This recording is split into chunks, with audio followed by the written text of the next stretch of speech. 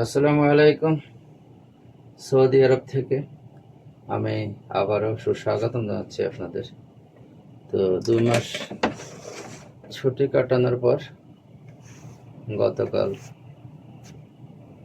জিদ্দা পৌঁছেছি এবং আজকে কর্মস্থলে এসে পৌঁছেছি। তো এই গতানুগতিক জীবনধারায় রান্না করে তো খেতেই হবে। তো বেশি কিছু না, পাশের বাসা থেকে একটু ভাত মাংস দিয়ে গেছে।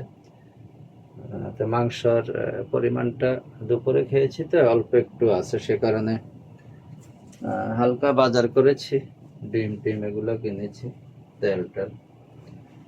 তো এখন এমত অবস্থায় একটা ডিম ভাজবো। তো ভাবলাম যে একা একা কেন ভাজবো, আপনাদেরকে সাথে নিয়ে ভাজি।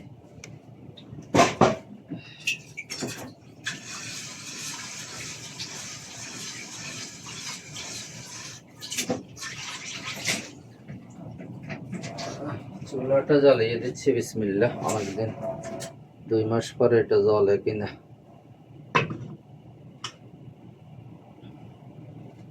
আর এদিকে তরকারিটা রাখি এখানে।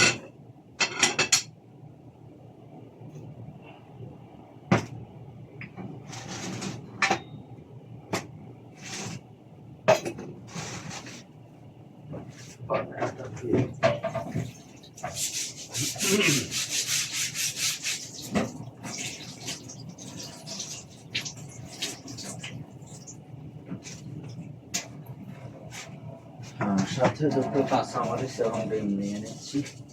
কাঁচামরিচ দুটো ডিমই ভাজবো। কাঁচামরিচ কোথায়? এই যে ঐতিহাসিক কাঁচামরিচ।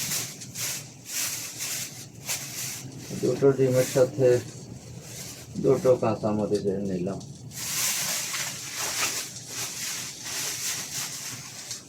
আপাতত এগুলো দিয়ে শুরু করি, বাদবাকি আস্তে আস্তে হয়ে যাবে ইনশাআল্লাহ।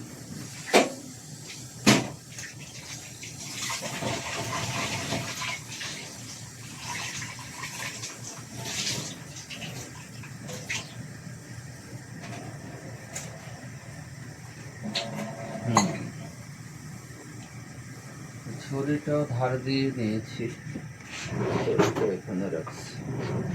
তো প্রথমে কাঁচামরিচ কুচি কুচি করে কেটে নিয়ে বিসমিল্লাহ।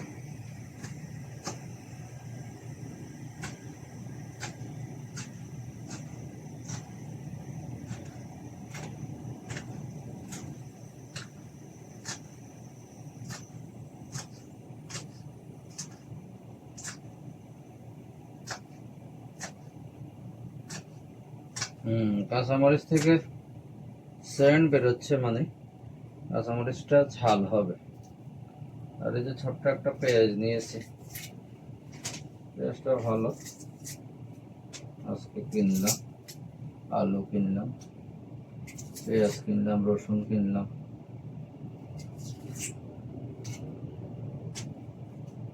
তো ছুটির পরে এই প্রথম চুলা জ্বালালাম আর কি।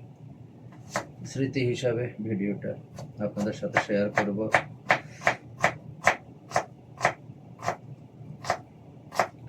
2 মাস আসলে দেখতে দেখতে কেটে গেছে এবং দেশের পরিস্থিতি ভালো ছিল না। অবশেষে 5ই আগস্ট দেশ শত্রু মুক্ত হলো এবং ছাত্র জনতার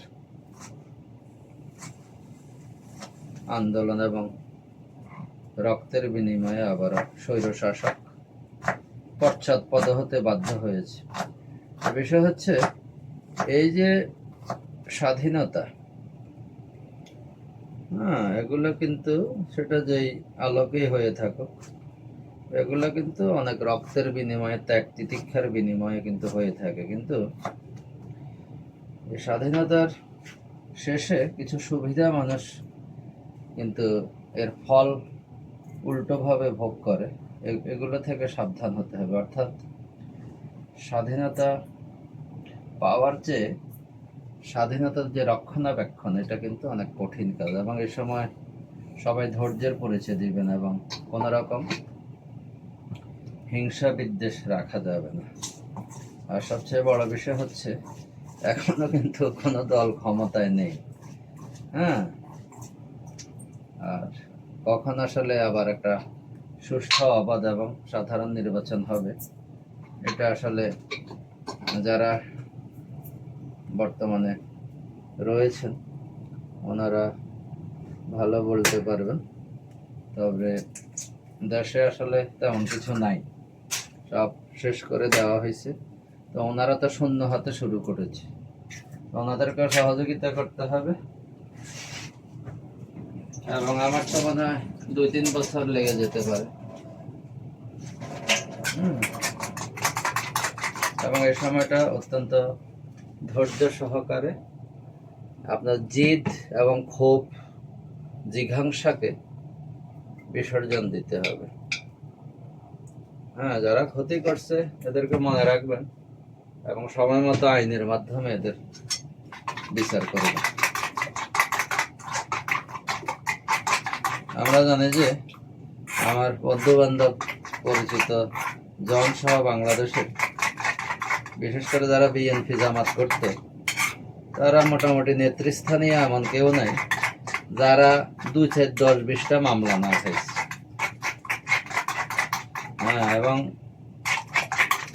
এই যে উদ্দেশ্য প্রণোদিত ভাবে মানুষকে এইভাবে ঝুঁকির দিকে ঠেলে দেওয়া, একটা স্বাভাবিক অবস্থাকে মুহূর্তের মধ্যেই নষ্ট করে দেওয়ার যে রাজনৈতিক প্রবণতা, এগুলা ত্যাগ না করলে ভবিষ্যতে এইভাবেই কিন্তু সবাইকে অপমানের সহিত ক্ষমতাচ্যুত হবে, কিচ্ছু করার থাকবে না।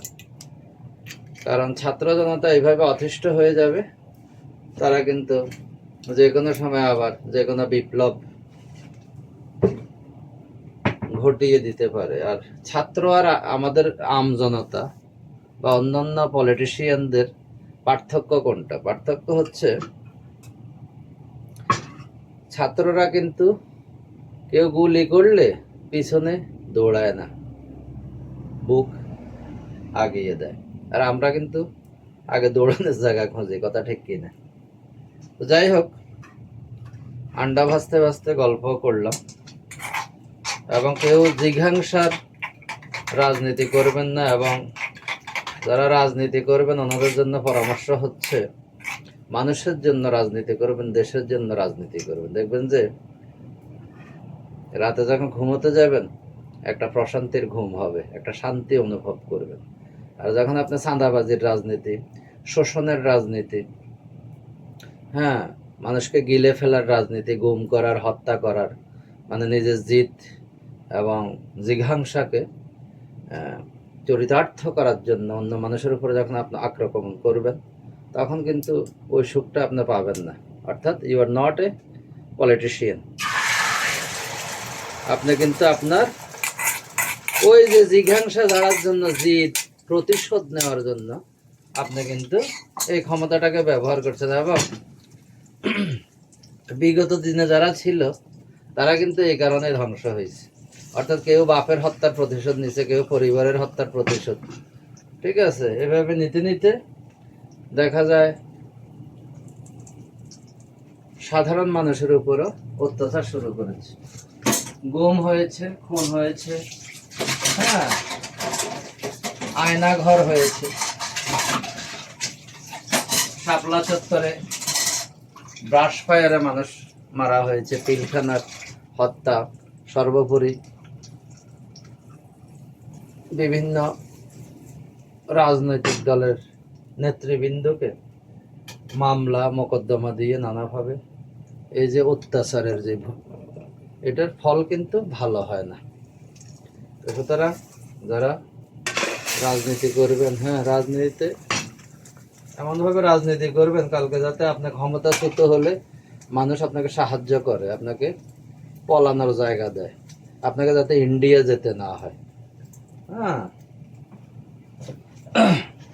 আর যারা ভীত তারা চলে যায়। হ্যাঁ, যারা জীবনকে ভালোবাসে, অন্যায়কে ভালোবাসে, তারা এরকম পালিয়ে গিয়ে আরেকটা অন্যায় কিন্তু সুযোগ মতো আবার সূচনা করে। তো এদের থেকেও সাবধানে থাকতে হবে। আর যে উদ্দেশ্যে এই 5ই আগস্টটা হয়েছে, আবু সাইদ সহ অন্যান্য যারা শহীদ হয়েছেন, এই বিষয়টা আপনারা মনে রাখবেন এবং এখান থেকে অনেক শিক্ষার অনেক বিষয় আছে। আমরা দেখেছি রাস্তাতে মানুষ কিভাবে আসলে এই আন্দোলন সংগ্রাম করেছে, কাছ থেকে দেখেছি। হ্যাঁ, নিজে ওইভাবে অংশগ্রহণ করতে পারেনি, তবে যারা আন্দোলন সংগ্রামে ছিল চেষ্টা করেছি ওদের পাশে দাঁড়িয়ে অন্তত এক গ্লাস পানি খাওয়ানোর জন্য। তো সবাই দেশকে ভালোবাসবেন, দেশের মানুষকে ভালোবাসবেন, প্রতিশোধ পরায়ণ হবেন না, তাহলে কিন্তু আপনি রাজনৈতিক নেতা, নইলে কিন্তু আপনি কিছুই না। ভালো থাকবেন সবাই, এবং মাঝে মধ্যে এরকম রাত বিরাতে আন্ডা ভেজে ভাত খাবেন। ধন্যবাদ।